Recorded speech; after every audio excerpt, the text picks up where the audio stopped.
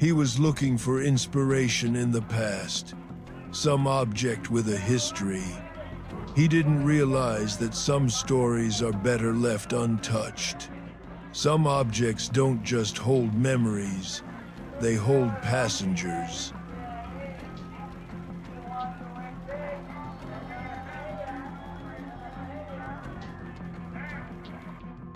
The film turned out to be alive. The shots were breathing, almost alive. Perfect. Too perfect. As if reality itself was trying to please the camera's new owner.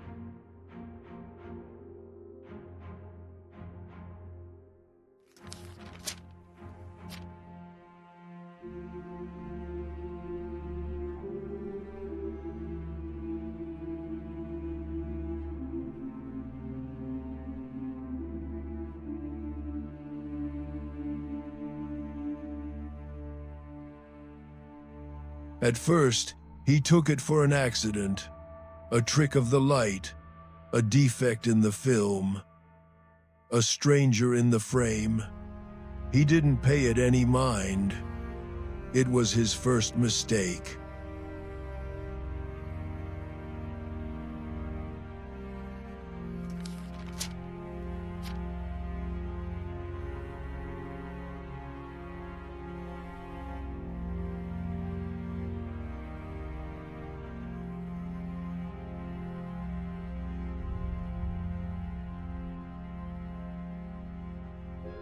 The stranger returned.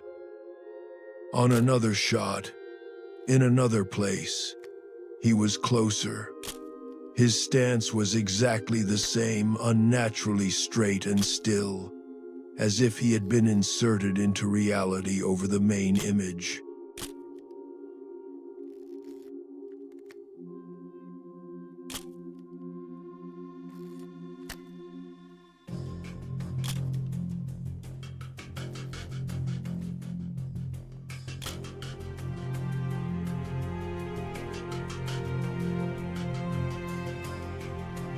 The third photo made everything clear. It wasn't a coincidence. It was a sequence, a progression, a chain of events. The stranger was walking right through the film, and his target was the photographer.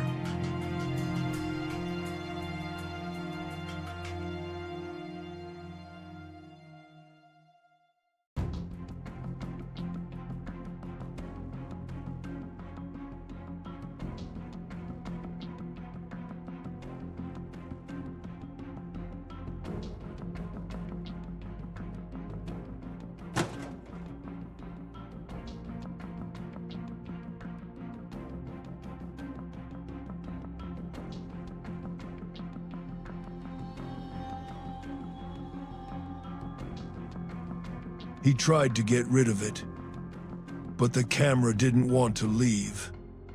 It had chosen him. The bond between the object and its owner was already too deep. It had become parasitic.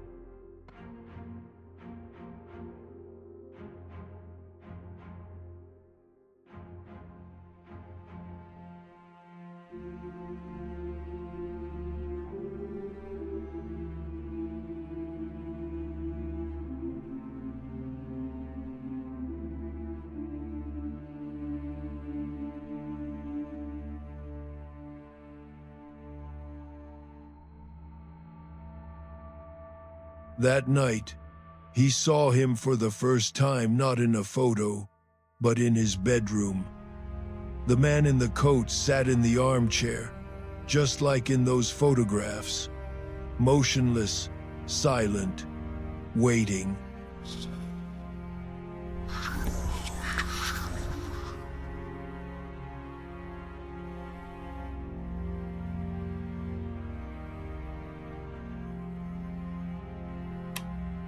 In the morning, there was no evidence, only memory. And the smell, that same pungent chemical smell of his lab that now haunted him throughout the house.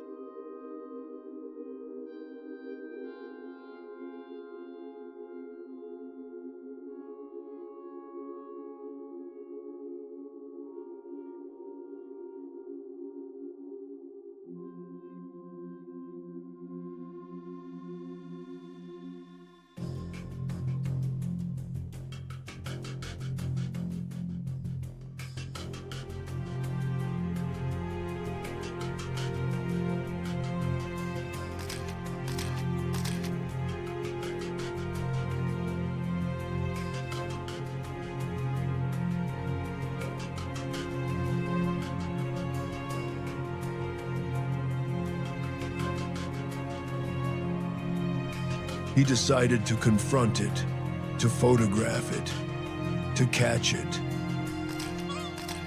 But to catch a ghost, you have to be in the frame yourself.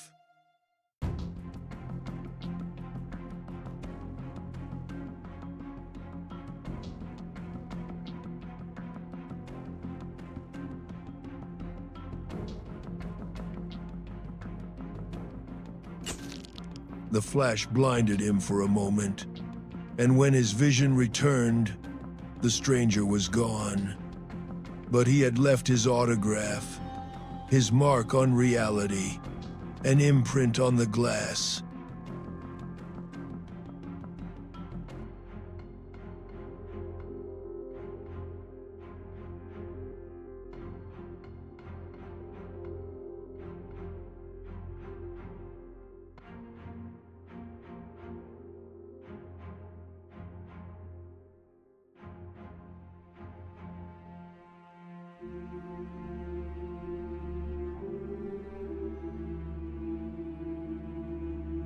The photograph became the final verdict. The stranger wasn't in the shot, only him, frozen in a silent scream. The camera lied. It showed only what it was meant to show at the end.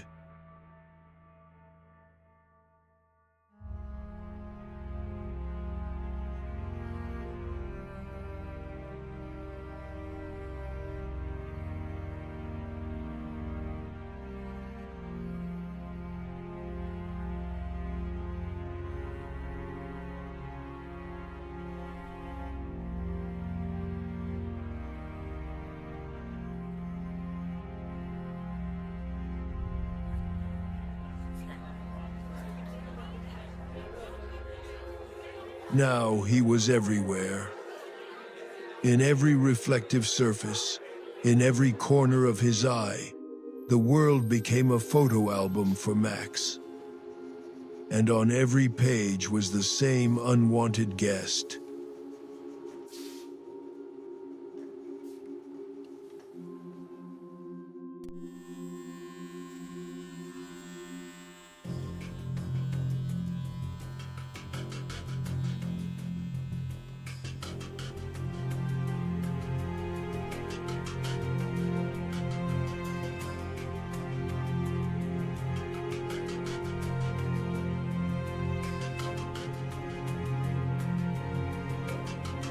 He tried to close all the lenses, all the eyes of the world, to create a dark room for himself where there would be nothing but darkness.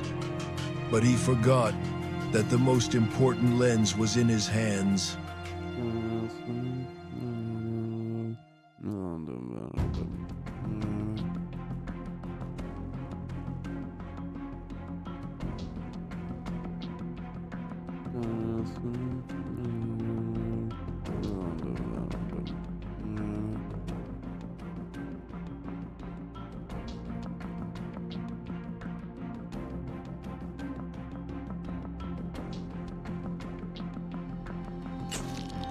The camera took its final frame. On its own, the photograph was ready. All that remained was to develop it within the photographer himself.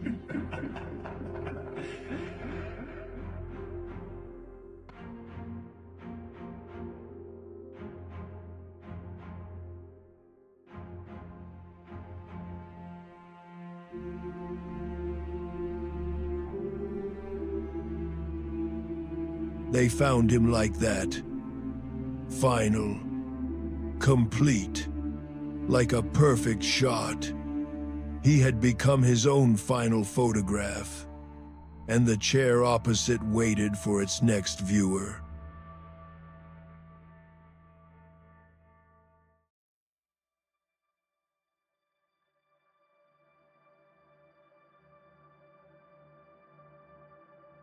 Sometimes we seek solitude to hear ourselves, but in the silence of old walls, you can hear more than just your own thoughts. You can hear those who lived there before you, and those whom they summoned.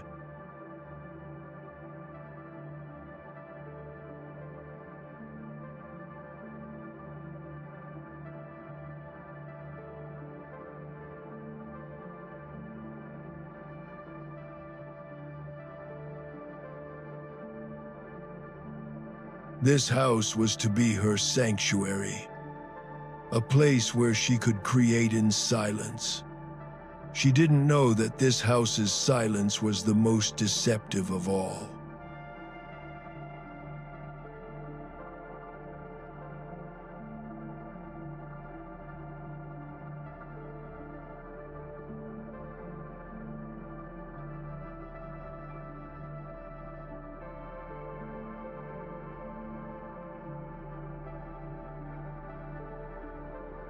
On the first night, shadows visited her dreams, vague and shapeless.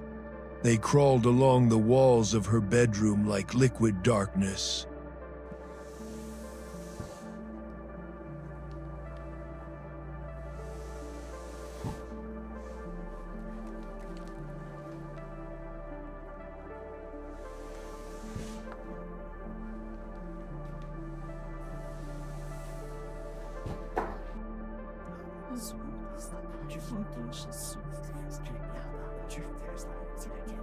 With the dawn, the nightmares faded, but the house began to reveal its secrets. Small, barely noticeable anomalies hidden in plain sight.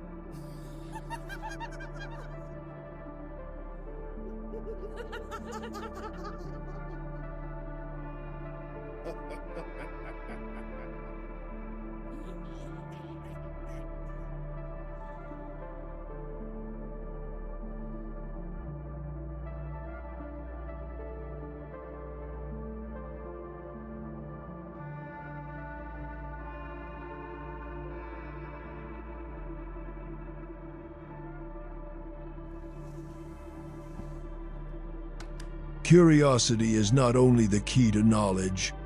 Sometimes it unlocks doors that should have remained forever locked.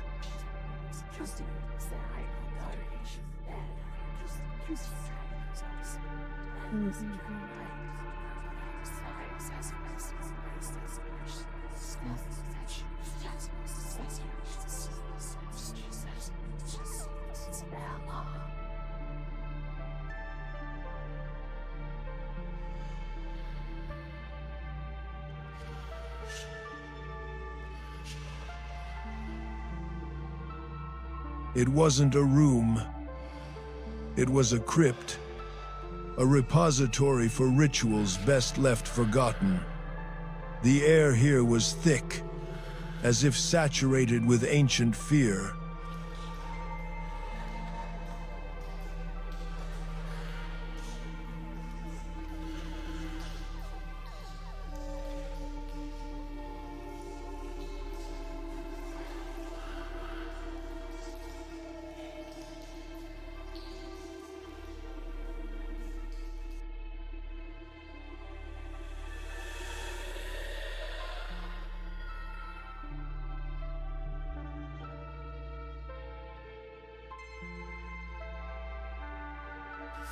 The book was not just a book.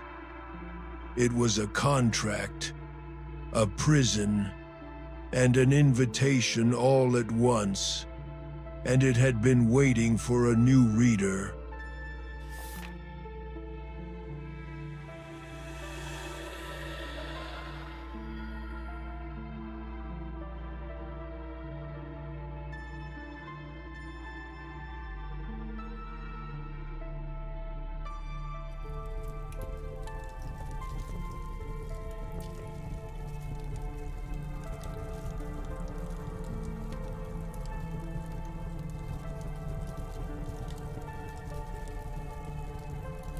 From that moment, the silence of the house changed.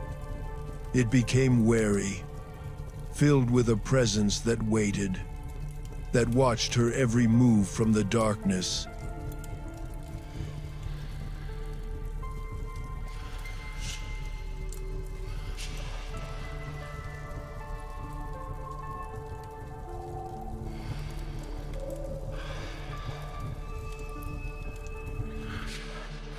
The silence gave way to whispers, soft, persistent, crawling from within the walls, unintelligible words, in a dead language that seeped directly into the mind.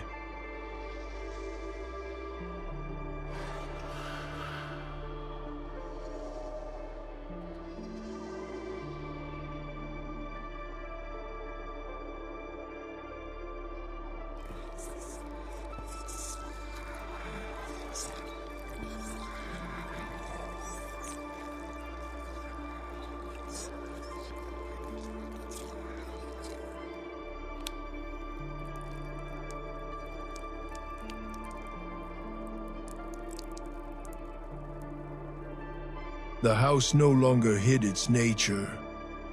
It revealed it. On the walls, in the form of damp patches, symbols emerged, calling to their master.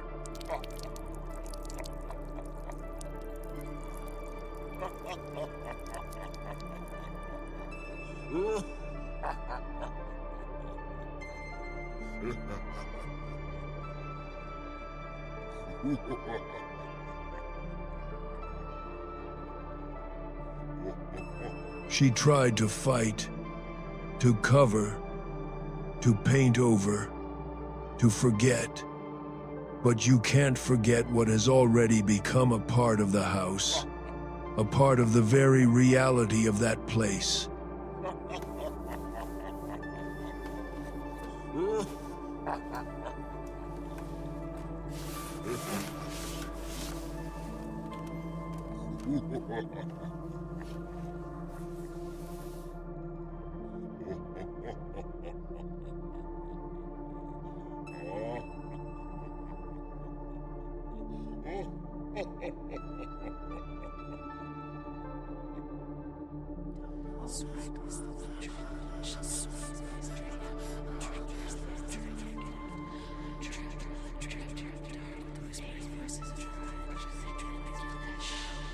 The door she had opened was now locked tight for her, but not for what was inside.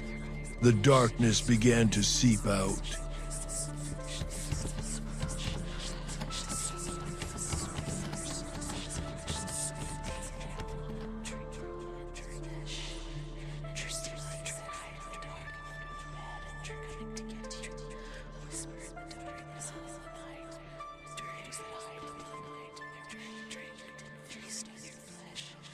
It didn't come from outside. It had always been here. In the wood, in the stone, in the very ink of the book. Now it didn't need the book. Now it had a living vessel.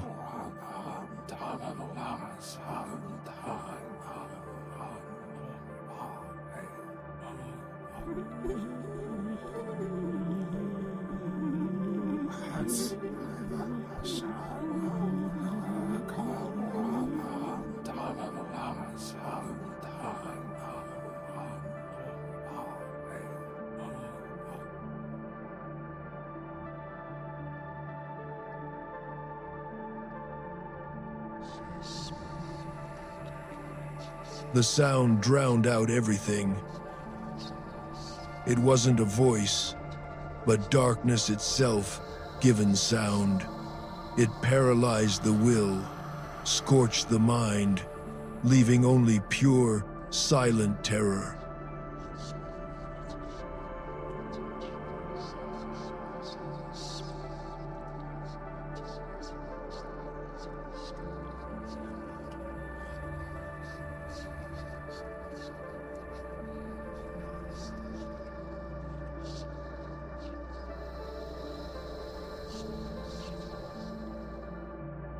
Silence returned to the house, but it was a different silence now. The silence after the storm, the silence of complete and absolute acceptance. The whisper in the walls had finally found its voice.